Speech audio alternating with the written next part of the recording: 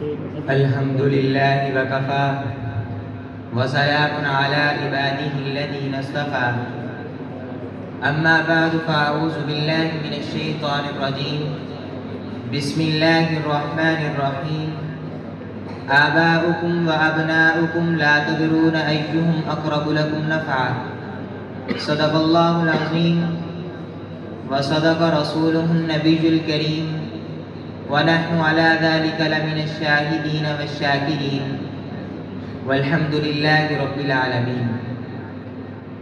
میرے قابل صد تکریم و تعظیم اساتذہ اکرام اور مسند انصاف پر جلوہ فروز منصفین عظام، میرے ہم مکتب ہم مشن ساتھیوں، السلام علیکم ورحمۃ اللہ وبرکاتہ۔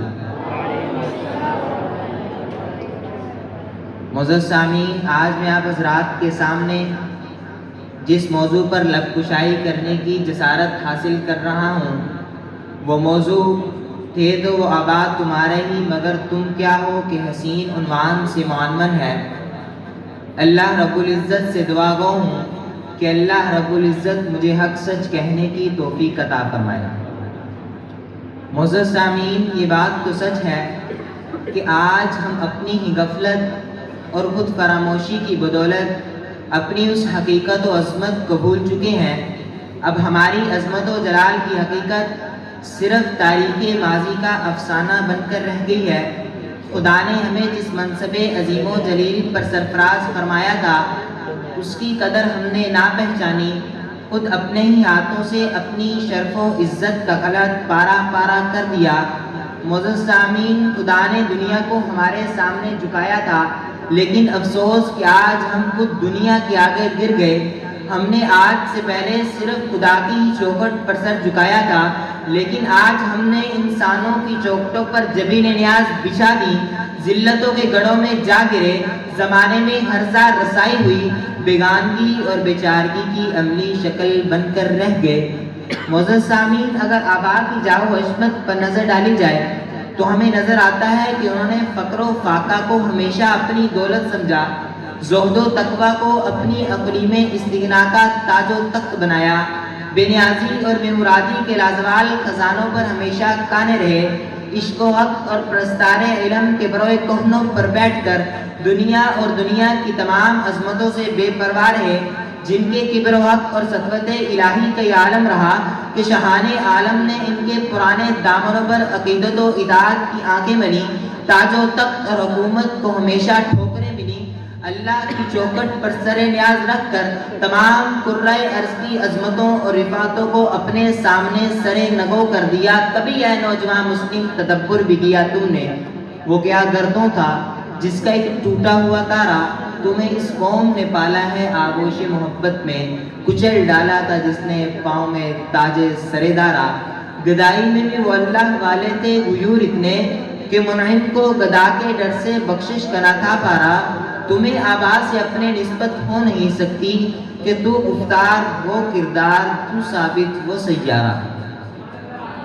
معزز سامعین، وقت گزرنے کے ساتھ ساتھ مسلمان اپنی تعلیم و روایات سے دور ہوتے چلے گئے اور یہ سفر طے کرتے کرتے آج کے دور میں داخل ہو گئے جسے ماڈرن دور کہا جاتا ہے۔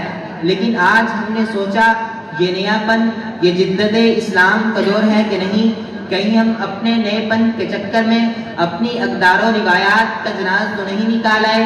آج مسلم خون میں جوش ایمان نظر نہیں آتا جو ہمارے اجداد کی میراث خاص تھی؟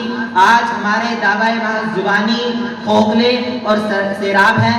زرزیوکار فلسطین میں ہمارے مسلمان بہن بھائی ظلم و بربریت کا نشانہ بن رہے ہیں، کٹے پھٹے لاشیں، آہوں اور سسکیوں کی صدائیں لا ینل ہمارے اجتماعی زمین پر کچوکے مار رہی ہے۔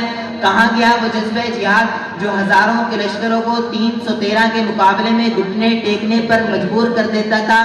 اگر ریلیاں نکالنے، نعرہ بازی کرنے، جھنڈا جلانے، سینہ پیٹنے سے بہنوں کی عزتیں بچتی ہوتی تو محمد بن قاسم ایک بہن کی پکار پر سندھ روانہ نہ ہوتے اور راجہ دار کے لشکر کو تنکوں کی طرح بکھیرے ہوئے فتح کا جھنڈا نہ لہراتے۔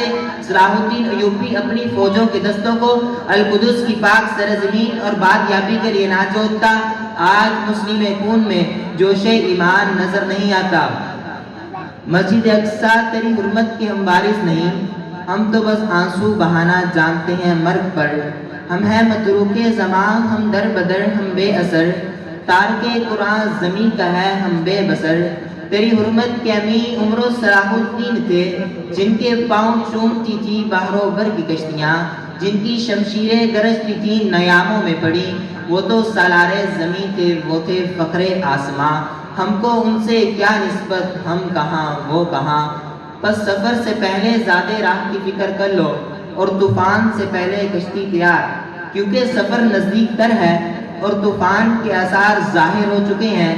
جن کے پاس زیادہ راہ نہ ہوگا وہ تو بھوکے مریں گے، اور جن کے پاس کشتیاں نہ ہوں گی وہ سیلاب میں غرق ہوں گے۔ کوئی جاننے والا نہ ہوگا، کوئی پہچاننے والا نہ ہوگا۔ والسلام وما علینا الا البلاغ۔